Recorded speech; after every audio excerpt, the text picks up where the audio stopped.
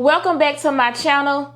Today we're going to talk about who should run a unlicensed group home. So with this business, it is appropriate for some and it's not appropriate for others, right? So I want to make sure that you understand that when you are operating an unlicensed group home, there are two different models, right? So we have the model that I do, which is housing multiple unrelated individuals who are able to ambulate, they're cognitively aware of what's going on, and they can evacuate without the assistance from anyone else, right? Then there's the unlicensed model where your state may put a cap on you. So you may have, if they say 4 or more unrelated individuals, that means that you can house 3 people in that home and you can absolutely provide care to those individuals right through your group home entity. I know I probably just messed you up. I'm gonna break this down. There's 2 types of unlicensed.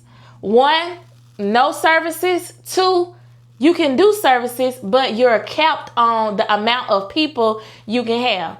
So which one is appropriate for you? If you are looking to have more of a passive style business where you can make your money, put systems in place, and go on about your day, likely also you want to be able to scale this thing, right? In order to be able to do that, you need to do the group home that does not require any care or services unless you're going through a third-party organization.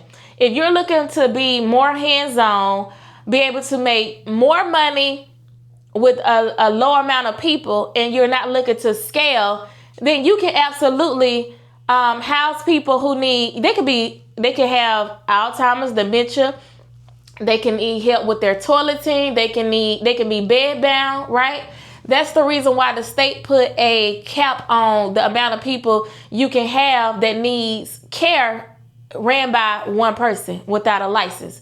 And with that model, typically you can charge anywhere between, let's just say maybe about $3,000 to $5,000 per person. Right? So you can absolutely get, let's just say, a 3-bedroom house, 4-bedroom house if you decide to live in a home with them, have each person with their own private room, and be able to market yourself as, a personal care home with easy, the ratios, staffing ratios 1 to 3. So that people can see that, okay, well, if I put my loved ones here, or if I decide to come here, I don't have to have one person per 10, per 15, because with nursing homes, they don't really have strict staffing ratios. And so that's why people are neglected. They go without the proper care that they need. And nursing homes get a bad reputation because of the lack of care per person. Whereas with the personal care home model, you can get those people to come to you, charge them a premium to be able to have one person per 3 residents. Now, with that model, it works for some people. If you want to be working in your business tied down to that, or even possibly split your profit to be able to hire staff to be able to do those things, you can absolutely do that. Now, on the side of the group home, what I do, right? Like I said, if you're looking to be able to do more so of a set it and forget it, and to be able to get mailbox money while you scale your business, that's the avenue for you. But understand, the type of people that's in the home, you need to make sure that those individuals are able to be independent or semi-independent. And with those that's semi-independent, you need to get the third-party companies that they need to be able to have on their team started right away. And with those systems, you'll be able to set it and forget it and scale your business. Now, what I recommend you do is figure out what your goals are for your business. I am somebody who's pro financial freedom. And so with my unlicensed group home business, I scale my business by utilizing the strategy of housing people who are independent and semi-independent.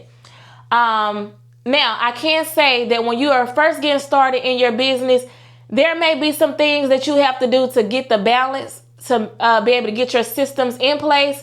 and be able to test your system before you can start delegating different roles and responsibilities to others.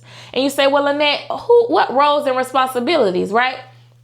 With this model, since we are housing multiple individuals, you want to make sure that you have those systems, and you want to be able to have different roles that you can delegate to other people, because we are housing people with different multi-personalities, different backgrounds. So you want to be able to have structure in the home.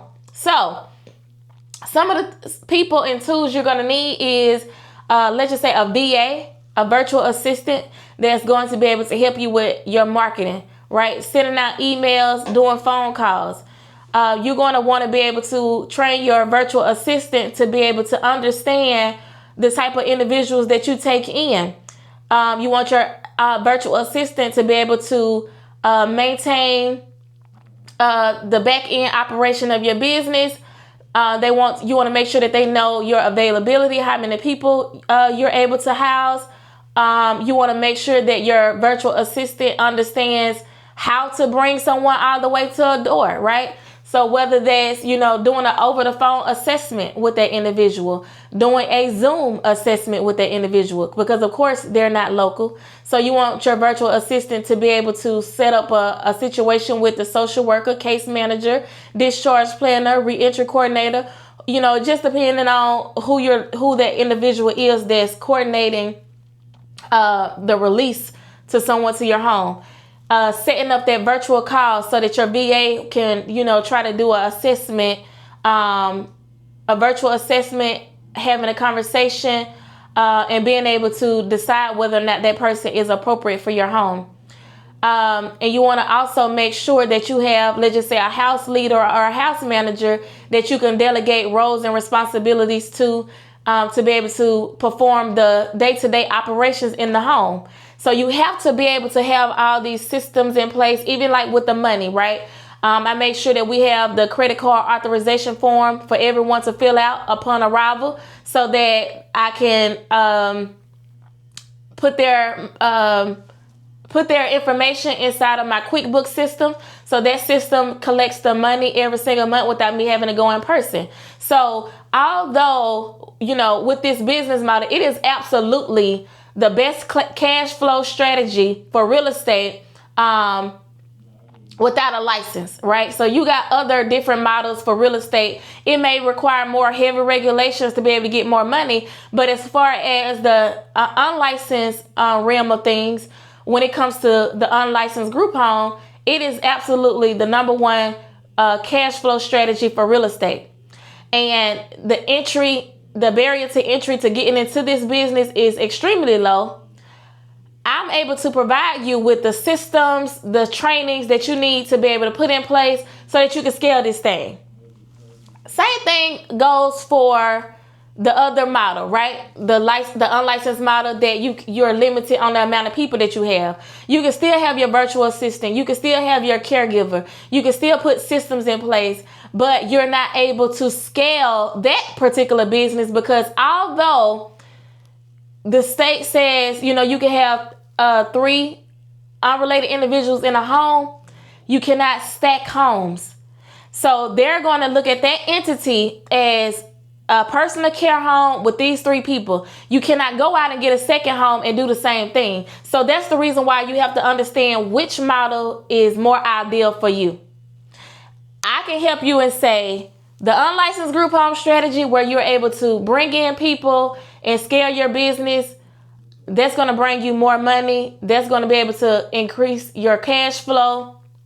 And whether you own the home or not, right? So you can own the properties, or you can utilize different landlords and do the rental arbitrage method. When I got started with this business, I started in my personal home. I have a 4-bedroom, 2-bath house. I lived at the bottom floor in the primary bedroom, and then the other 3 bedrooms, I put 2 people in each bed. And once I got those 6 people, I was able to find a landlord that would allow me to utilize their property to do my business. Now, I've scaled my business doing the rental arbitrage method because I didn't understand real estate. And with this YouTube channel, I'm going to be able to teach you how to do rental arbitrage. I'm going to teach you how to do creative financing, new construction, so that you can figure out which method it is that you want to utilize to get the house.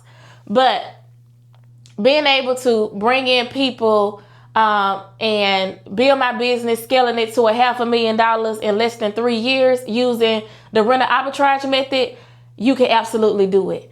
If I decided to do a personal care home, it just wouldn't be ideal for me. Now, you can absolutely make money. I can say you can generate almost, let's just say, $20,000 a month doing the unlicensed group home method where there's just one personal care home, but it's not scalable. So you just have to decide which business is best for you. But the most important thing that you need to realize is, in order for you to be able to have your financial freedom, in order for you to be able to work on other businesses, such as like a home care agency or any other wraparound services that you want to be able to do, you have to start and stabilize that business and put systems in place. If you think that you're just going to go out and market your business to fill beds and not have a systems, not have boundaries, then it's going to be a headache. And you'll find that a lot of people make mistakes by going out, filling up the home, not doing any assessments, properly vetting these individuals, and being able to have a culture inside the home that these people have to follow. That's where I come in at. The systems is important for your peace of mind and for your freedom. If you don't have those things, you will not be able to be in this business long term because it's going to run you ragged. And so if you have any questions, please comment them below. Make sure that you like, make sure you subscribe, and make sure you tell other people, especially real estate investors, because the group home strategy with my business model is the absolute best cash flow strategy that you can do when it comes to real estate. There's nothing else out there. See you next episode.